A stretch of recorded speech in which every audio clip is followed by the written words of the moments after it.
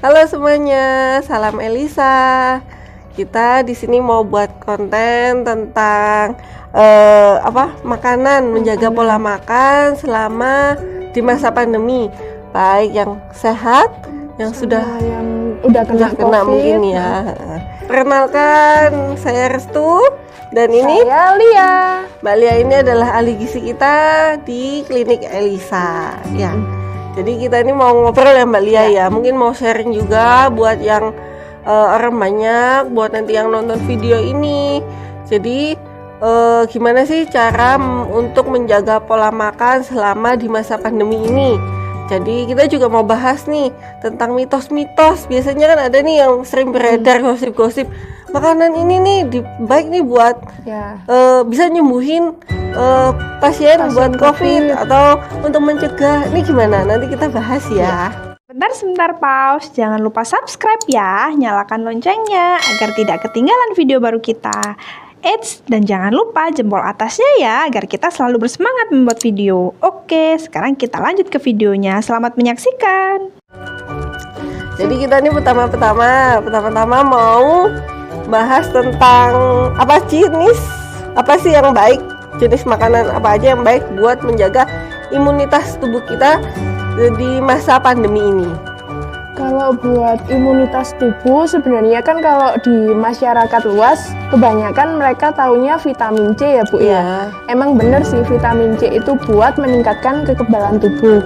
Tapi selain vitamin C sebenarnya itu ada vitamin lain yang bisa buat meningkatkan kekebalan tubuh kayak vitamin A, vitamin E, terus zinc itu juga bisa buat meningkatkan kekebalan tubuh sebenarnya. Oh gitu ya, berarti semua vitamin ya. Nah, vitamin ini adanya di mana Mbak Lia kalau di makanan? Kalau di makanan mungkin vitamin A yang lebih terkenalnya kan di wortel. Tapi sebenarnya selain di wortel itu banyak juga di sayur atau buah yang lainnya itu terdapat vitamin-vitamin itu dan lebih lengkap gitu loh Bu. Jadi nggak spesifik cuman satu vitamin aja, tapi vitamin E, vitamin C, terus vitamin A sama zinc juga terdapat di buah sama sayur kebanyakan. Berarti intinya semua buah, semua makanan itu sehat ya kalau dikonsumsinya seimbang ya. Terus ini kan juga ada nih vitamin E gimana? Kalau katanya orang kan vitamin E itu bagus nih untuk menghindari, untuk mencegah dari COVID, untuk menjaga imunitas, itu gimana Mbak Lia? Itu bagus sih, soalnya kan dia terdapatnya banyak di kacang-kacangan, terus kayak minyak sayur, minyak zaitun gitu. Jadi intinya semua makanan boleh dikonsumsi ya, buah, sayur, lauk nabati, lauk hewani, asal porsinya seimbang ya. Sama itu, kalau bisa sekarang nyucinya lebih bersih. Oh gitu. Terus soalnya kan takutnya mungkin dari luar kena dari virus-virus luar, namanya juga banyak orang di pasar gitu kan. Terus baru gitu sama itu, kalau masak kalau bisa sekarang lebih mateng aja Bu. Gitu. Jadi ibaratnya harus matang ya. Jadi ibaratnya kalau mau telur gimana? Masaknya harus dimatangkan. Untuk selama pandemi ini untuk menjaga kondisi tubuh ya. Terus juga menghindari makan makanan yang lauk hewani itu yang mentah ya. Jadi lebih baik untuk dikukus, digoreng ataupun dimasak secara matang. Terus nih, ini tadi kan yang bahas kita untuk pasiennya, untuk orang yang sehat ya. Nah, kalau untuk pasien sendiri, kalau yang sudah terkena COVID nih, bagi kita yang isolasi mandiri di rumah, mungkin kan kita bingung mau makan apa nih yang harus dimakan. Kalau untuk pasien COVID sendiri atau mungkin yang OTG atau udah terkena COVID, itu lebih bagusnya ada diet namanya TETP atau TKTP kalau di kita, tinggi kalori atau tinggi energi sama tinggi protein. Itu bagus banget buat penyembuhan pasien-pasien COVID yang emang imunitasnya diserang sama virus ini. Soalnya kan protein itu bagus banget buat Bu ya, memperbaiki sel tubuh gitu ya. Soalnya sel tubuh itu juga perlu protein ya. Setahu saya emang kalau protein itu berasal dari nabati, hewani ya, hewani. Lebih ke hewani. Kalau untuk tinggi energi dan tinggi kalori itu Mbak Lia? Itu lebih dari nasi sih, Gitu. dari karbohidrat kayak roti atau nasi atau kentang itu bisa. Bisa ya, jadi intinya semua tetap makanan. Untuk buah dan sayur mungkin Mbak Lia atau mungkin harus ada plusnya, misalnya ditambahin susu atau gimana Mbak Lia? Itu bagusnya sih ditambah susu, tambah suplemen juga lebih bagus lagi. Sama kalau buahnya mending pilih buah yang tinggi vitamin C juga sih Bu, soalnya kan buat imunitasnya biar makin meningkat juga. Oke, terus habis itu kita bahas lagi tentang, nah tadi kan yang udah orang sehat, terus orang yang sudah terkena penyakit, sudah terkena virus corona ini. Nah ini ada lagi satu nih, sudah terkena virus corona dan dia punya penyakit bawaan, contohnya nih diabetes, hipertensi, itu kan kata orang lebih cenderung lebih cepat kena COVID-nya daripada kita yang normal ya. Nah, untuk memperbaiki pola makannya, untuk menjaga pola makannya biar cepat sehat, tapi sakitnya yang diabetes, hipertensi tetap terkendali, itu gimana Mbak Lia? Kalau untuk diabetes atau hipertensi atau penyakit lainnya juga, penyakit bawaan lainnya, itu mending sesuaikan. Misal kayak DM, itu kan dia tingginya glikemik ya Bu ya. Itu kalau bisa makanan-makanan yang rendah glikemik. Terus kalau bisa jangan yang manis-manis, gulanya dibatasi. Tapi kalau untuk bahan makanannya sih nggak apa-apa kayaknya.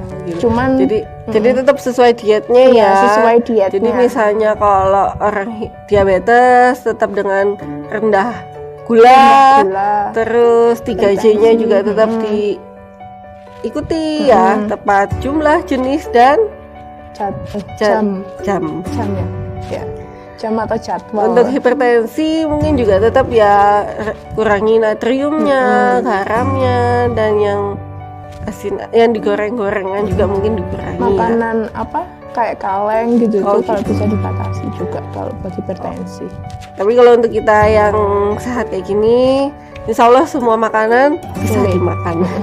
Nah yang terakhir nih kita mau bahas tentang kabar burung yang beredar. Jadi ibaratnya ada nih makanan yang bisa nih dimakan Mbak Lia, dia cepat bisa menyembuhkan untuk pasien corona. Ini apa aja? Jadi kayak misalnya bawang putih. Kita bahas pertama dulu bawang putih ya. Banyak nih gosip nih katanya bawang putih, kita ngunyah bawang putih mentah itu kita bisa dapat menyembuhkan sakit corona ini. Gimana? Kalau itu kayaknya belum ada penelitian yang lebih lanjut mungkin ya. Soalnya kan emang bawang putih bisa meningkatkan kekebalan tubuh, itu memang benar. Cuman kalau untuk menyembuhkan pasien yang kena COVID kayaknya enggak deh, harus diimbangi sama makanan-makanan lain juga.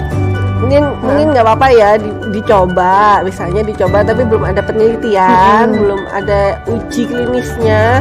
Jadi mungkin kalau kita sugestinya, oh iya aku makan bawang putih ini bisa nyembuhin nih, mungkin juga bisa ya, karena sugesti dari tubuh kita untuk imunitas kita bahagia kan, imunitas meningkat.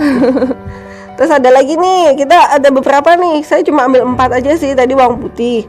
Sekarang itu lemon, jeruk itu katanya bisa mencegah juga untuk penyakit corona ini. Ini gimana Mbak Lia? Kalau untuk mencegah sih kayaknya bener sih Bu, soalnya kan dia emang tinggi vitamin C, sedangkan vitamin C tadi kan meningkatkan kekebalan tubuh. Dan vitamin C itu adanya di lemon, jeruk dan sebagainya itu ya. Jadi ini kalau ini bener ya, terbukti. Nah ada lagi nih yang lagi hangat-hangatnya dan emang hangat sih, jahe. Bisanya menghangatkan tubuh. Ini gimana Mbak Lia? Ada uji kualitasnya atau udah ada penelitian atau gimana untuk jahe ini? Kalau itu kayaknya ada tapi saya lupa apa. Cuman dia emang kan bisa meningkatkan kekebalan tubuh, imunitas juga. Terus mungkin hangat juga di badan, jadinya kan untuk pasien-pasien COVID yang punya itu gejala-gejala sesak atau gimana kan, kalau kena hangat kan jadi lebih ringan mungkin ya Bu ya. Kayak gitu sih. mungkin saya tahu ya, yang saya tahu juga emang jahe ini bagus buat tubuh. Selain itu tadi meningkatkan daya tahan tubuh, menghangatkan badan, juga mungkin ada emang penelitiannya, kalau nggak salah dari Universitas Erlangga. Nah itu melakukan penelitian, emang sudah terbukti kalau emang ada kandungan jahe yang dapat mencegah corona gitu. Terus ada satu lagi ini kayaknya yang saya agak bingung nih ya Mbak Lia ya. Garam, katanya kita berkumur garam atau menghisap garam itu dapat mencegah corona.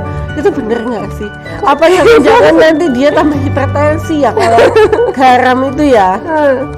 Tapi kalau garam mungkin ya, kalau buat kumur-kumur setahu saya emang kan air garam sama air hangat buat kumur kan bisa ngilangin virus di dalam mulut. Mungkin virus-virus coronanya ikut kebuang waktu kita kumur-kumur mungkin. Jadi masih belum ada penelitian ya. Mungkin gini, kalau untuk area mulut yang ada virusnya, ada bakterinya mungkin bisa, tapi kalau untuk bakteri itu sudah masuk ke dalam tubuh itu ya, mungkin yang tidak tahu ya. Ya udah kalau gitu kayaknya saya udah mulai lega nih. Untuk pertanyaan-pertanyaan saya mengganjal karena kabar burung itu tadi. Penjelasannya dari Mbak Lia. Terima kasih lah ya Mbak Lia ya. Sama-sama Ibu. Sekian video kita kali ini. Nanti kalau ada pertanyaan bisa WhatsApp ya di nomornya klinik, ataupun lewat mana Mbak Lia? Lewat web juga bisa ya. Lewat web klinik, mungkin mau cari info-info tentang klinik Elisa lewat Instagram, FB kita juga ada ya, atau lewat komentar YouTube-nya juga bisa. Oke. Terima kasih banyak. Salam Elisa semuanya. Dadah.